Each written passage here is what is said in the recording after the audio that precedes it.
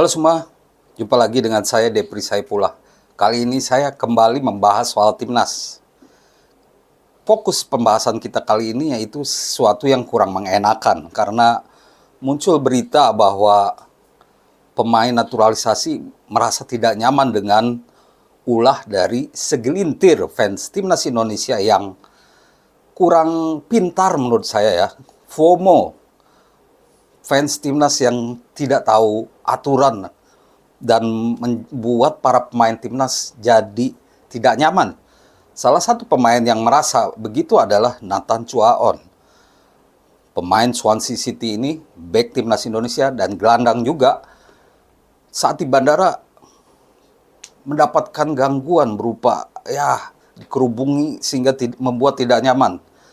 Fans timnas Indonesia memang sangat antusias menghadapi ini, tapi menurut saya dukungan untuk para pemain timnas Indonesia jangan seperti itu, karena ini bisa mengganggu.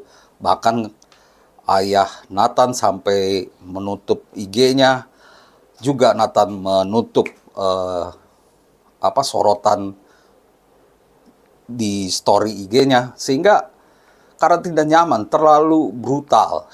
Menurut saya harusnya fans timnas Indonesia lebih dewasa dan mendukung secara positif. Bagaimana caranya? Tentu memberi chant atau sekadar minta tanda tangan bolehlah, tapi jangan sampai mengganggu secara hingga pemain tidak nyaman lagi, tidak bergerak.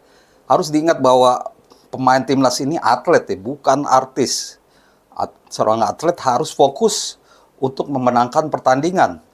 Mereka ada tugas untuk main bagus. Jadi kalau konsentrasi terganggu pikiran-pikiran lain, itu bisa berbahaya. Jadi pembahasan kita dimulai dengan itu, ya jangan ganggu pemain timnas. Dukunglah dengan cerdas dan lebih baik, karena saya yakin semua supporter, semua fans timnas sangat mendukung keberadaan Garuda, para pemainnya sangat mencintai skuad timnas. Maka itu harus didukung dengan lebih baik. Karena para pemain ini punya beban juga sebenarnya. Mereka punya tugas untuk memenangkan Indonesia sehingga lolos ke putaran 3. Ini sudah terjadi cukup lama dan antusiasme kepada para pemain ini jadi mengkhawatirkan, sehingga PSSI bahkan meminta bantuan polisi agar menjaga khusus para pemain timnas Indonesia. Ini kan seharusnya tidak seperti itu. Harusnya tidak terjadi seperti itu. Karena para pemain pun sebenarnya tidak mau berjarak dengan supporter. Tapi kalau berlebihan, tentu mereka juga terganggu. Bahkan sampai IG-nya gitu. Menurut saya jangan begitulah. Harusnya dukung dengan baik. Memberi komentar-komentar yang baik. Memberi komentar yang mendukung. Mereka pasti akan menyambutnya dengan baik juga. Jadi mendukunglah pemain timnas dengan cerdas. Saya tahu mungkin fans tergila-gila dengan timnas Indonesia sekarang yang memiliki wajah yang ganteng-ganteng dan bule gitu ya. Tapi harusnya biasa saja. Jadi diingat juga bahwa mereka ini bukan artis, tapi seorang atlet yang harus fokus ke pertandingan dan memenangkan pertandingan. Saat ini timnas Indonesia sudah memulai latihan ya di Jakarta. Para pemain sudah bergabung sejak mulai Senin 27 Mei lalu. Dan pada Selasa ini 28 Mei para pemain sudah mulai berlatih. Ada 22 pemain yang dipanggil oleh Sintayong dan dikabarkan 7 pemain naturalisasi yang main di Broad juga sudah gabung ya. Mereka adalah Sen Patinama, Sandy Walsh, Nathan Chuaon, Ragnar Ortmangun, Tom Haye, Ivar Renner, dan Rafael Struijk. Juga pemain lokal kita, Rizky Ridho, Hernando, Yance Sayuri, Egy Maulana Fikri. Ada beberapa yang belum bisa gabung ya, dan mungkin telat bergabung dengan timnas Indonesia, yaitu Jordi Amat yang mungkin hari ini atau 28 Mei ini akan gabung. Dan juga ada Justin Hubner dan J.I. Jess. Justin Hubner dan J.E. Jess mungkin tidak bisa gabung cepat karena mereka masih ada pertandingan yang harus dimainkan. J.E. Jess dengan Venezia di playoff menuju Serie A, sedangkan Justin Hubner masih ada satu pertandingan lagi dengan Cerezo Osaka. Saya juga heran mengapa Cerezo Osaka jadwalnya tidak menyesuaikan dengan agenda FIFA Matchday. Bahkan tanggal 9 aja ada pertandingan. Tanggal 5 ada pertandingan. Tapi itulah mungkin ya diizinkan. Justin baru tiba pada 2 Mei nanti. Timnas Indonesia mempersiapkan diri untuk menghadapi 3 pertandingan, termasuk melawan Tanzania. Laga melawan Tanzania ini memang hanya uji coba, tapi tetap saja rasanya tetap penting karena ini bisa menjadi medium untuk adaptasi pemain. Karena main juga duel yang digelar 2 Juni ini, pertandingannya digelar pukul 4 sore, sama seperti pertandingan melawan Irak.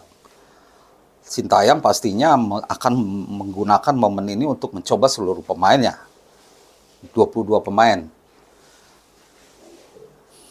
Atau pemain-pemain yang belum dipanggil mungkin belum bisa ya main ini, termasuk Justin Hubner dan J.E. Jess. Akan mencoba seluruh pemain. Kalau bisa menang lawan Tanzania, saya sedikit optimis bisa juga mengalahkan Irak.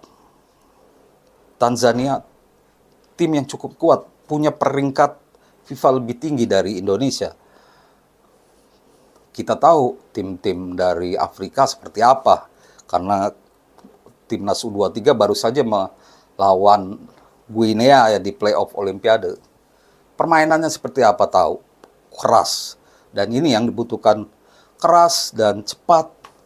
Inilah yang dibutuhkan untuk menguji fisik pemain. Karena selama TC ini, fisik pemain lah yang diinginkan oleh Sintayong agar siap betul melawan Irak.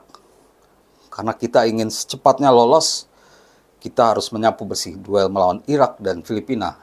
Dan itu sangat mungkin dilakukan dengan skuad yang ada sekarang. Apalagi Irak juga membawa beberapa pemain muda. Tentu mereka tidak meremehkan, tapi mereka ingin mencoba pemain lain karena mereka sudah lolos ke putaran 3. Dan kita juga tidak boleh anggap bahwa pemain muda itu lebih mudah gitu. Ada Ali Jasim yang main di Piala Asia 23 lalu, Aiman Hussein, sang predator mereka. Jadi kita harus siap. Di luar itu ada juga update soal naturalisasi Calvin Verdong dan Jens Raven. Ternyata permohonan untuk Calvin Verdong dan Jens Raven itu baru diterima oleh DPR pada Selasa ini, 28 Mei. Itu artinya itu pun belum diterima dibacakan oleh Wakil Ketua DPR di rapat paripurna. Nah, sidang Komisi 10 dan 3-nya juga belum tahu kapan. Apakah ini waktu menuju 6 Juni udah semakin dekat gitu. Waktu pendaftaran juga semakin dekat. Apakah bisa selesai di sisa hari ini, 3 hari ke depan? Saya pikir agak sulit. Maka itu kemungkinan pahit-pahitnya Calvin Verdong belum bisa main di laga melawan Irak. Dan itu harus bisa diterima ya. Karena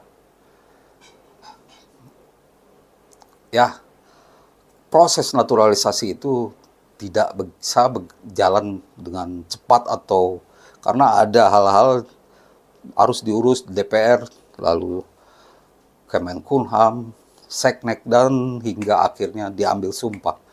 Jadi prosesnya ada cukup panjang dan semoga bisa selesai secepatnya ya. Tapi untuk melawan Irak saya cukup pesimistis karena waktu sudah semakin dekat. Akhir bulan tinggal 3 hari lagi dan begitu juga dengan Martin Paes ya. Belum ada kabar terbaru. Saya berharap sih Semoga secepatnya ya, akhir bulan inilah ada kepastian untuk Martin Paes yang sudah tinggal mengurusi soal cas saja. Semoga pemain-pemain ini bisa memperkuat Irak ya, memperkuat timnas saat melawan Irak. Jangan sampai kita tidak bisa memainkan dua pemain Calvin Verdong dan Martin Paes karena Carl Jens Rappen juga tidak bisa main karena dipakai oleh timnas Indonesia U20. Karena kalau tidak main di FIFA Matchday kali ini, maka mainnya nanti September, masih lama lagi gitu. Di putaran 3 kalau kita lolos ke putaran 3. Demikian ulasan saya, Depri Saipullah soal update timnas. Dan semoga menjadi informasi yang baik untuk teman-teman semua. Terima kasih dan salam olahraga.